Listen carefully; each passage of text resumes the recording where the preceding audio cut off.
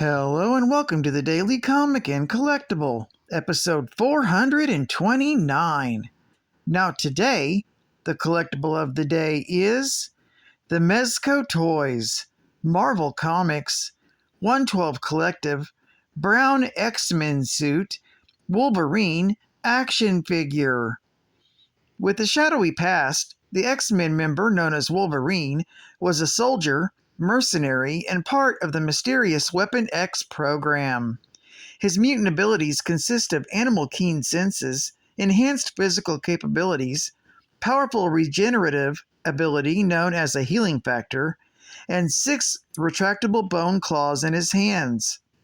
The bone claws in his skeleton were infused with a nearly indestructible adamantium compound to make him even more formidable while part of the Weapon X program.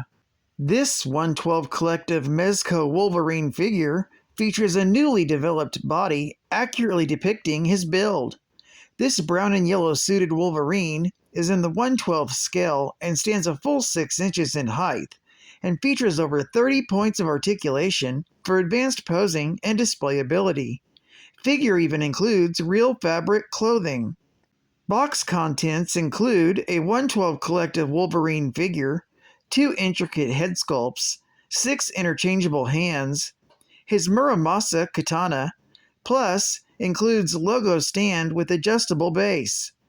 His soft goods costume includes gloves, band braces for forearms, shoulder pads, belt and pouches, and sculpted boots.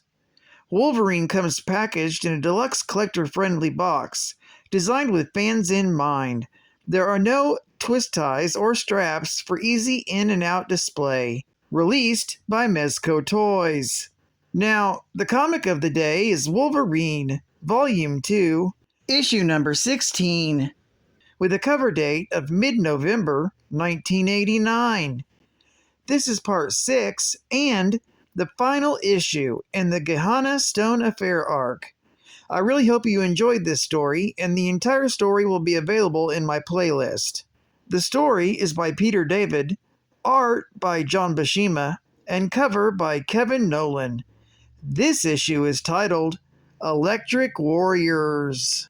We open as Patch, O'Donnell, Archie Corrigan, and Police Chief Ty head to the palace of Prince Baran to try and take back the fragment of the Gehenna Stone from him. They are attacked by the vampire minions of Baal. They easily dispatch their attackers, however, in the confusion, Logan slips away from them to pursue things on his own. As his friends note his disappearance and decide to go on their own, Logan doffs his patch guise and changes into Wolverine. As he travels to the palace in stealth, within the palace, Jessica Drew tries to convince Prince Baran that Baal is the embodiment of evil, and that he intends to use the completed Gehenna Stone to take over the world. The prince scoffs at this idea and points out that he can't be that evil if he's come to buy the fragment off of him. Baal then offers to sweeten the pot with the offer of immortality. As Bert begins tracking Jessica back to the prince's castle, the prince decides to mull over both Baal's offer and Jessica's warning and tells Baal to come back tomorrow. Furious at having to wait longer, Baal warns Baran to make up his mind now or never. Not liking his visitor's tone, Baran orders his guards to remove him. A full-out battle takes place when Baal refuses to leave without the fragment and kills Johann with his bare hands. The soldier's firepower and Jessica's remaining spider powers prove too little to stop Baal, who easily shrugs off the bullets and begins fighting back. At this point, Wolverine has reached the castle and hears the battle inside and begins scaling the walls to get in. As Bert nearly runs down O'Donnell and the others while speeding to the palace in a jeep, Wolverine bursts in on an army of Baal's followers. He fights through them and frees Jessica. They rush to the Prince Baran's room, where the prince has failed to stop Baal from obtaining the final fragment and reassembling the Gehenna Stone. With the stone completed, its power transforms him into an even more demonic form, and he uses his newly restored powers to transform his minions into true vampires. Wolverine, Jessica, and Baran fight through the minions of Baal to get to their master, and Wolverine locks in battle with him. As the two clash, Baal implies that Wolverine might be the reincarnation of the Hand of God, the being who slew him many thousands of years ago. Wolverine proves to be no match for Baal until Burt Corrigan arrives and uses his whip to knock the Gehenna Stone from the monster's hands. Wolverine dives for it, but Baal manages to recover the stone and use its power against the feral mutant. Wolverine, though, manages to resist the onslaught and uses his strength to shatter the stone once more with his adamantium claws.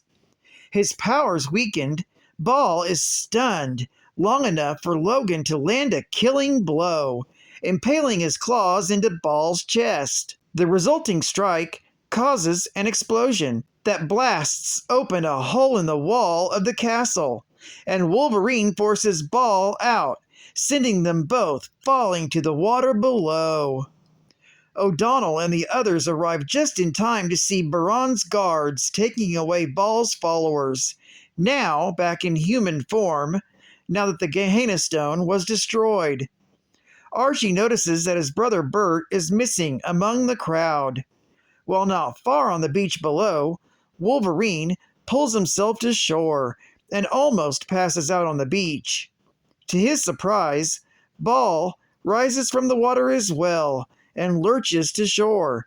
However, he doesn't fare as well as Wolverine had and falls down dead. Convinced that Baal is defeated, Wolverine forces himself up and leaves the beach. Later, back in his patch guise, Logan meets up with his friends at the Princess Bar. He explains to Archie that the reason the stone can't be reassembled and has no power was because it was shattered before Baal was killed, and that its essence couldn't be returned to the shattered globe. With all the chaos over, Jessica and Archie wonder why the Gehenna Stone had no effect on Wolverine, and Jessica wonders if he might be the reincarnation of the Hand of God. Logan dismisses the notion and orders another drink, and when Archie wonders where his brother is, Logan tells him not to worry, that Burt may be crazy, but since he was able to handle his own against vampires and demons, he should be fine on his own. Meanwhile, at an undisclosed casino, Burt is doing just fine, winning at a hand of cards. When one of the patrons of the casino asks him who he is, he introduces himself as James Bond. And so ends our 6-part miniseries, The Gehenna Stone Affair. Geek Fact: this is considered a minor key, being the apparent death of Baal, and it's the final appearance of the Gehenna Stone, and the final issue of this arc. Bonus Geek Fact: Baal survives his apparent death in this issue and appears next in Blaze, Volume 1, Issue number 3, from August of 1994. Another bonus Geek Fact: mentioned in a previous Geek Fact, it's heavily implied Wolverine was the reincarnation of the ancient warrior known as the Hand of God, but Logan might actually be a direct descendant. It's never outright stated, so I guess we may never truly know. It was the Hand of God that originally slayed Baal and scattered the fragments of the Gehenna Stone. Advertising Ad Fact: Acclaim presents Kid Remote in The Power to Move.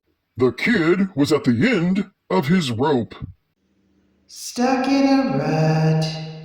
when out of the blue, Awesome!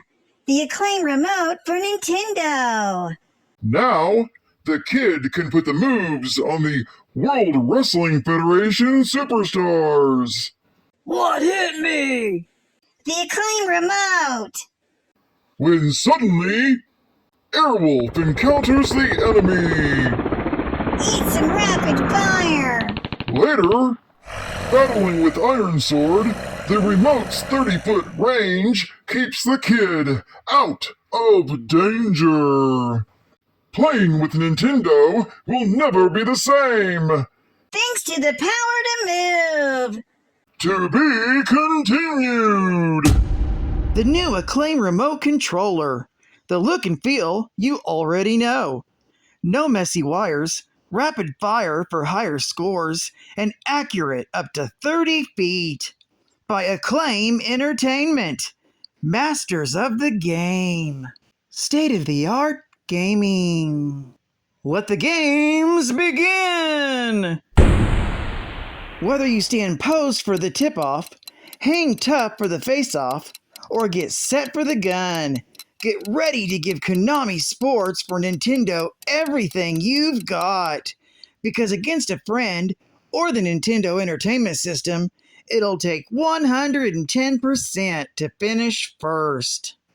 First up is Blades of Steel. Pass, shoot, and score in the hottest hockey game on ice, with bone-jamming action and full-blown fights. Timeout! Up next, we have Double Dribble. Run and gun in the first 5-on-5 full-court contest, featuring in-your-face slams and three-point bombs. And finally, Track and Field 2. Challenge the world's best in 15 grueling events, including pole vaulting, fencing, taekwondo, and even skeet shooting, coming in February. So let the games begin with the one and only Konami. And final geek fact. The Gehenna Stone Affair was a 6-issue storyline chronicled in issues 11 through 16 of Wolverine, Volume 2 in 1989. Stories were all written by Peter David, with artwork by John Buscema and Bill Sienkiewicz. This was one small chapter in Wolverine's ongoing story, and was the first storyline taking place after the fall of mutants, with the world thinking that the X-Men were all dead, hence the disguise as Patch. This story also introduced Baal Hadad, which would later reappear in Marvel Comics. It also helped explain what happened to Jessica Drew after losing her spider powers.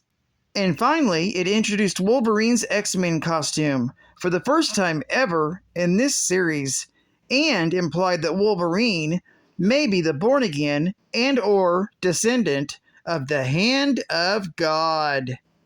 Well, I'd like to thank you for joining me for another Daily Comic and Collectible, and I hope to see you again tomorrow for a whole new issue of something new.